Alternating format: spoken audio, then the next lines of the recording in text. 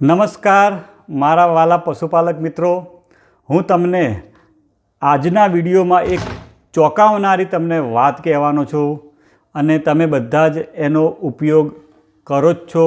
રોજબરોજ તમે એનો ઉપયોગ કરતા હશો અને એ જે વસ્તુની વાત કરવાનું છું એ છે ગોળ. તમે એના જો ફાયદા જાણશો ને તો તમે ચોંકી ઉઠશો, એટલા બધા એના જબરજસ્ત ફાયદા છે. તો હું તમને એનો ઉપયોગ કરવાની રીત, ક્યારે અપાય ક્યારે ના અપાય, કેટલું અપાય, દૂધ આપતી ગાયને કેટલું અપાય, ગાભણ ગાયને કેટલું અલાય, નાના બચ્ચાને કેટલું અપાય, એના ફાયદા કયા કયા છે અને એનાથી નુકસાન શું શું થાય છે, હું એની આજે તમને પૂરેપૂરી જાણકારી આજે આ વિડીયોના માધ્યમથી તમને આપવાનું છું. તો મારો વિડીયો તમે છેલ્લે સુધી જોજો. હું તમને આજે જે વાત કરવાનો છું એ વાત કરવાનો છું હું તમને ગોળની. તમે જોઈ રહ્યા છો હું આજે તમને જે વાત કરવાનો છું એ આપણે ગોળની વાત કરશું. હવે પહેલાં આપણે એ જાણીએ કે ગોળની અંદર કયા કયા તત્વો હોય છે. મોટા ભાગના લોકોને ગોળની અંદર કેટલા તત્વો હોય છે એ ખબર હોતા નથી. તો હું તમને 100 ગ્રામ ગોળની અંદર 100 ગ્રામ ગોળની અંદર કેટલા તત્વો હોય છે ને, કેટલા ગ્રામમાં હોય છે એની હું તમને વાત કરીશ. તો એની અંદર એનર્જીની વાત કરું એટલે કે શક્તિ, તો 100 ગ્રામ ગોળ તમે ગાય કે ભેંસને આપો તો એનાથી 383 કિલો કેલરી તાકાત મળે. તમે જાણીને ચોંકી જશો કે ખાલી 100 ગ્રામ જો ગોળ આપવામાં આવે ને તો એનાથી 383 કિલો કેલરી જેટલી તાકાત મળે છે.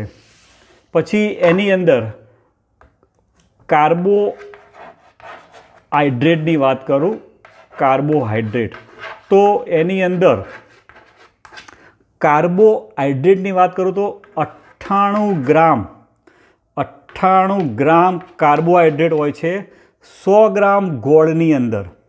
પછી એની અંદર સુગર કેટલું હોય છે, કારણ કે શેમાંથી બને છે? શેરડીમાંથી બને છે.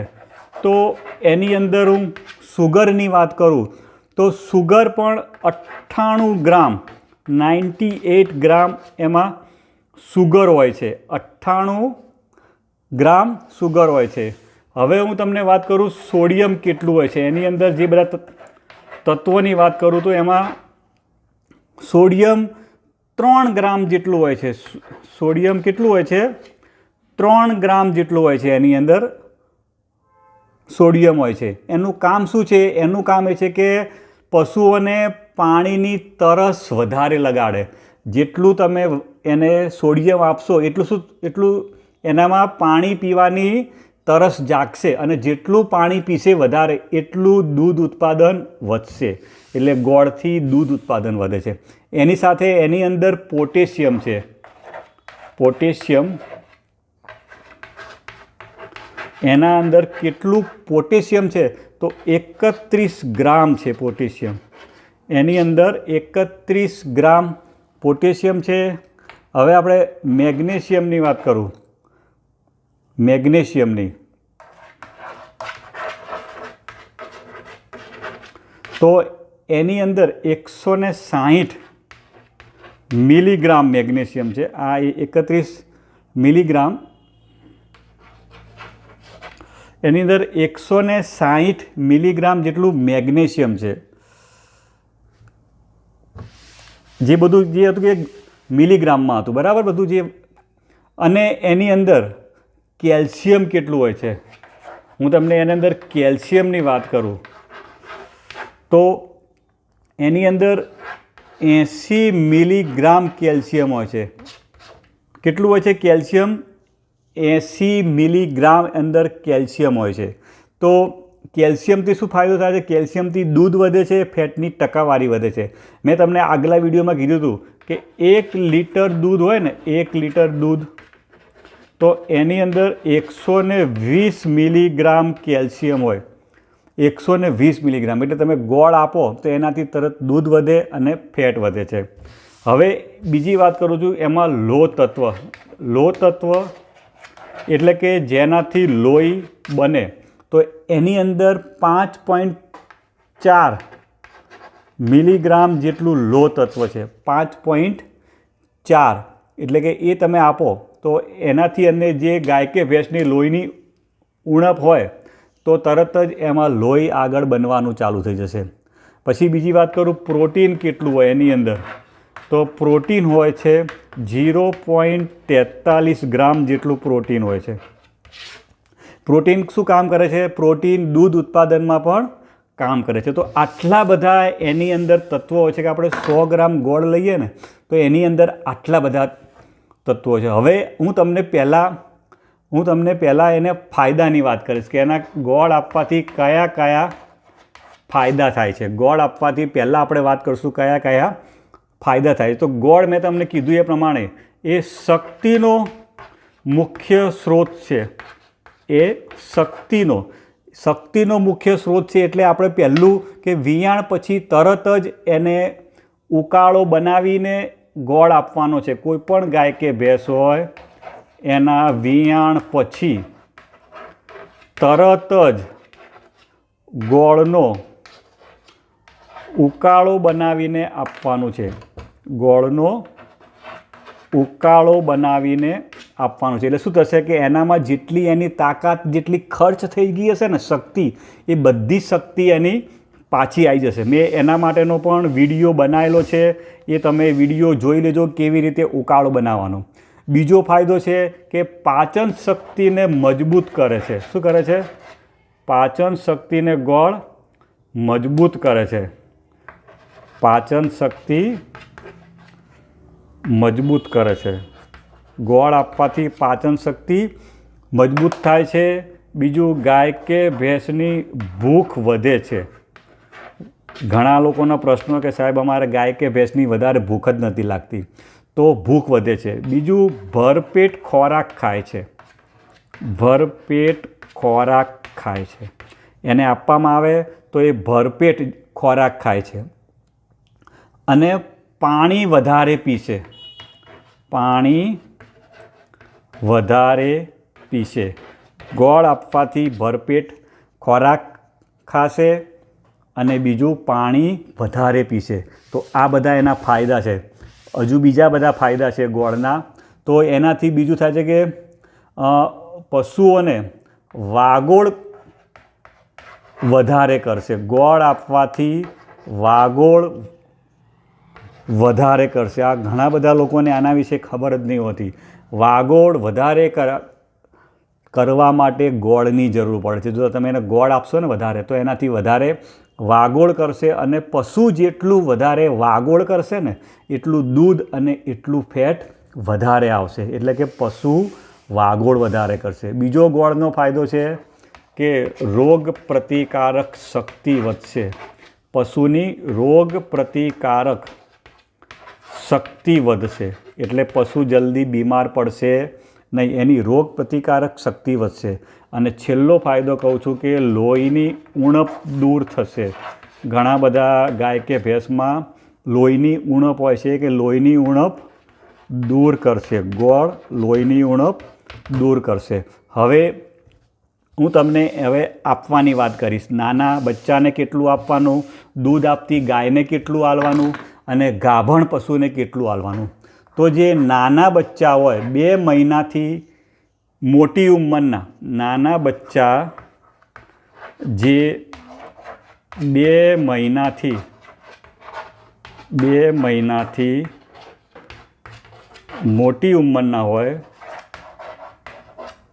એને નાના નાના ટુકડા ગોળના આપી શકાય. નાના ટુકડા જ આપવાના છે. એને બહુ એકદમ ગોળ વધારે આપવાનો નથી. એને 20-25 ગ્રામ જેટલો એને ગોળ નાનો ટુકડો આપી શકાય. હવે આપણે વાત કરીશું કે જે ગાય ભેંસ દૂધ આપતી હોય એને કેટલું આપી શકાય. જે દૂધ આપતી ગાય કે ભેંસ હોય એને 100 ગ્રામથી લઈને 300 ગ્રામ જેટલું એને એક ટાઈમમાં આપી શકાય. 100 ગ્રામથી લઈને 300 ગ્રામ સુધી એને એક ટાઈમનું આપી શકાય. ક્યાર સુધી આપવાનું છે?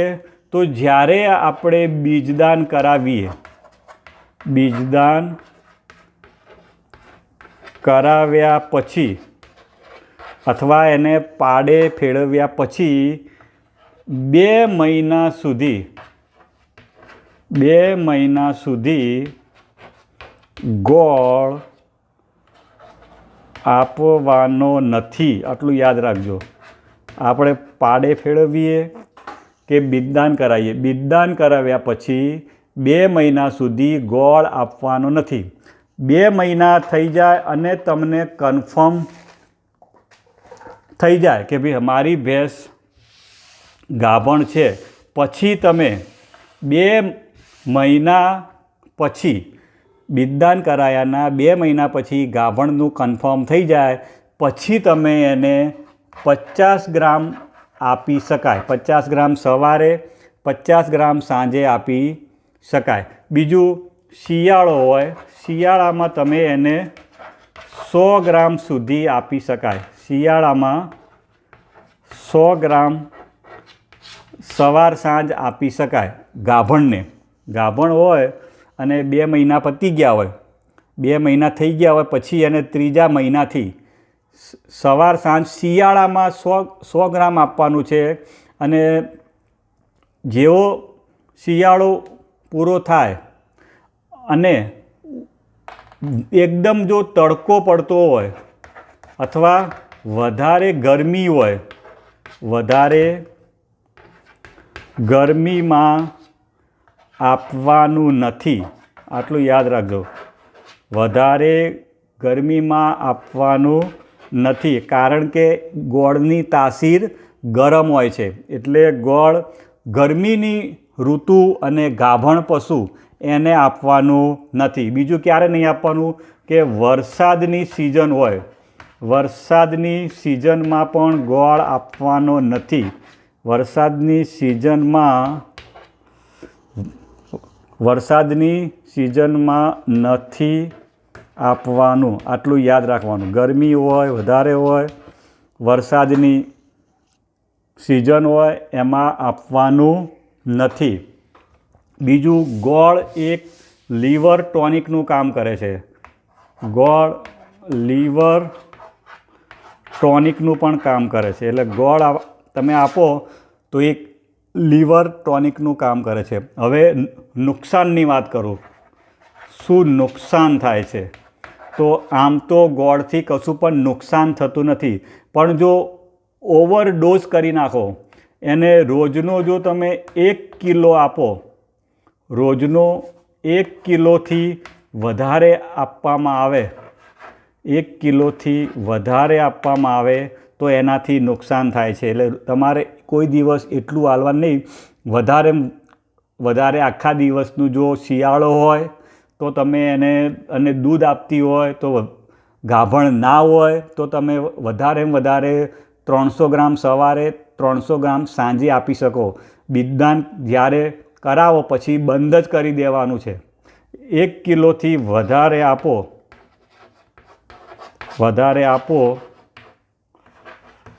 તો નુકસાન થાય. બરાબર? આટલું યાદ રાખવાનું છે. તો નુકસાન થશે. એટલે 1 કિલોથી વધારે આપો તો નુકસાન થાય. બરાબર? એ પ્રમાણે તમારે ગોળનો ઉપયોગ કરવાનો છે. તમને મારી માહિતી સારી લાગી હોય તો લાઈક કરવાનું ભૂલતા નહીં. લાઈક કરજો અને શેર કરજો. Okay, thank you.